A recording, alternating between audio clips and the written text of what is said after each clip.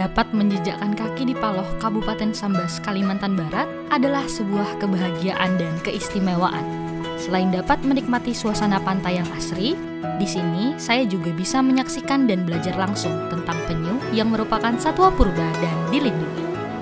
Pantai Peneluran Penyu di Paloh memiliki panjang sekitar 63 km dan menjadi salah satu pantai peneluran penyu utama di Indonesia. Di setiap tahunnya, lebih dari 3.700 individu penyu naik ke Pantai Paloh. Sebagian besar didominasi oleh jenis penyu hijau atau yang dalam bahasa lokal disebut kambau.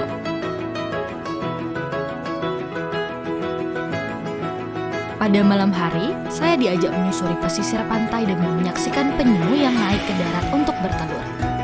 Ini pertama kali bagi saya melihat langsung penyu di alam liar yang merupakan habitat mereka. Agar peluang untuk menyaksikan peristiwa alami tersebut cukup besar, lebih tepat jika datang ke Paloh ketika musim peneluran, yakni pada bulan Mei hingga Oktober. Beberapa kelompok masyarakat siap mendampingi kita untuk melihat penyu. Mereka akan memandu kita melihat penyu bertelur yang sesuai dengan prosedur pengamatan satwa. Tujuannya, supaya penyu tidak terganggu akibat keberadaan kita. Terdapat sekitar 100 butir yang akan dikeluarkan penyu betina dalam sekali kegiatan peneluran. Kurang lebih 50 hari kemudian, telur-telur itu menetas dan lahirlah tukik atau anak penyu. Kita juga bisa melepas liarkan tukik ke pantai. Semua ini adalah pemandangan yang menakjubkan dan tidak mudah lekang dari ingatan. Jejak kecil mereka di pantai terhapus oleh ombak. Namun, harapan agar mereka bertahan hidup di alam liar senantiasa tersemat di benak saya.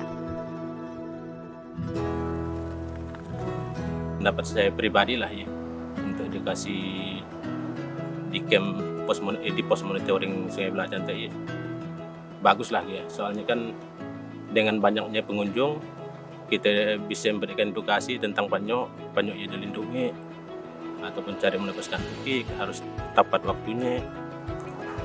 Kalau pagi sekali, kalau sore ya di bawah jam 5. Nah, kita beri kasih tahu yang kalau monitoring, cara pencahayaannya harus dikurangi. Kalau dari hari libur, misalnya di hari libur lah ya ramai, tapi kalau tidak hari libur, Sabtu Minggu lah yang nanti ada juga lah tapi tidak ramai ya. Harapan kedepannya untuk kita lah untuk tim monitoring, ada bantuan dari luar, dari kawan-kawan kelompok wahana bahari juga untuk supaya lebih tercover lah kayak wisatanya. Kalau cuma kami berdua di monitoring kan tidak mampu ya untuk meladeni orang yang kalau terlalu ramai.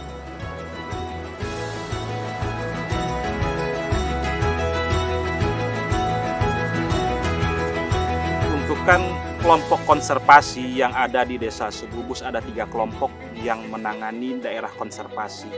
Pertama, kelompok Wahana Bahari, Kambau Borneo, Kampak Lestari. Ada 3 kelompok yang mengelola daerah pariwisata. Pariwisata konservasi yang di situ ada penyunya.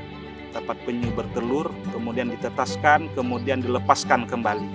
Kemudian desa melihat 3 kelompok yang mengelola itu sangat membantu pemerintahan dalam untuk menjaga kelestarian penyu untuk kedepannya. Dengan adanya 3 kelompok, alhamdulillah sampai sekarang konservasi penyu berjalan dengan lancar. Kemudian saya selaku kepala desa dan sudah berkoordinasi dengan kecamatan membuat satu slogan, seumur hidup melepaskan 1 tukik. Kalau belum melepaskan tukik, artinya belum datang di Desa Segubus.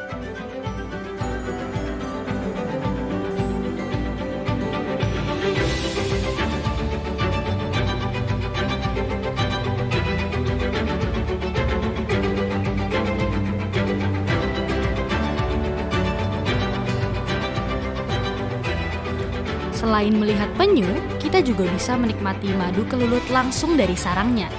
Madu kelulut berasal dari spesies lebah tak bersengat. Rasa manis dan asam berpadu di lidah saat mencicipnya. Madu kelulut menjadi satu di antara cara kelompok masyarakat mengembangkan perekonomian mereka, sekaligus menunjang kegiatan konservasi penyu di Pantai Paloh. tidak perlu khawatir terhadap kualitasnya. Proses produksi madu dari tahapan pencarian lebah, pembuatan sarang, pemanenan, hingga pengemasan telah melalui metode berkelanjutan dan ramah lingkungan. Pada waktu senggang, kita bisa menyantap daging kambing segar milik kelompok masyarakat. Dimasaknya sesuai dengan selera kita. Bisa dibakar, bisa digulai. Kalau kata orang Sambas, nyaman inyat. Sebagaimana madu, peternakan kambing juga merupakan cara kelompok masyarakat untuk menjadi mandiri dalam hal finansial. Hasil penjualan kambing sebagian akan digunakan untuk biaya operasional monitoring. Artinya, dengan berwisata ke Paloh, kita tidak hanya mendapatkan wawasan, kepuasan batin, dan pengalaman yang mengagumkan, tetapi juga mendukung kelompok masyarakat yang akhirnya berkontribusi langsung terhadap pelestarian penyu dan pengawasan pantai Paloh.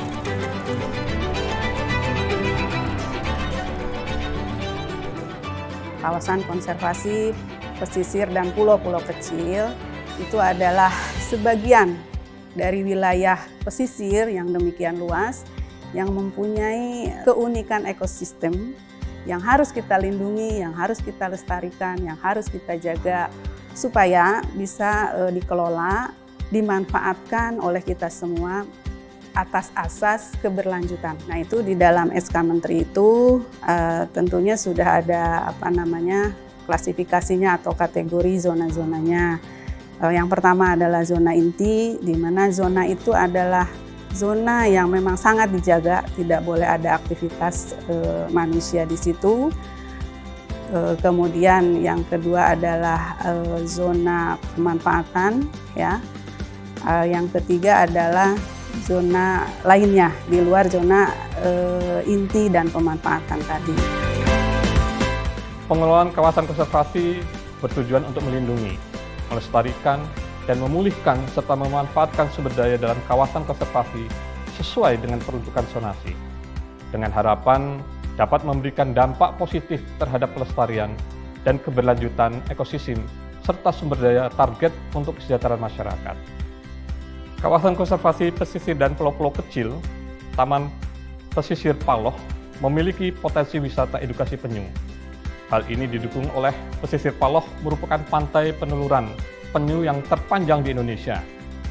Dukungan stakeholder seperti pemerintah daerah, kabupaten, kota maupun provinsi, kemudian dari NGO, WWF, kelompok masyarakat, maupun dari Kementerian Kelautan dan Perikanan juga sudah berkembang di sana. Saat ini kelompok masyarakat lokal di sana sudah mulai melakukan kegiatan pengembangan wisata, edukasi, serta melakukan kegiatan konservasi penyu. Kami berharap dengan adanya wisata edukasi ini diharapkan dapat menjadi mata pencaharian alternatif bagi masyarakat untuk dapat meningkatkan taraf ekonomi dan kesejahteraan masyarakat setempat dengan tetap menjaga kualitas lingkungan. Melalui pendekatan taraf ekonomi ini diharapkan masyarakat dapat semakin semangat untuk melestarikan, melindungi dan menjaga ekosistem serta populasi penyu sebagai target konservasi di Taman Pesisir Paloh dan perairan di sekitarnya.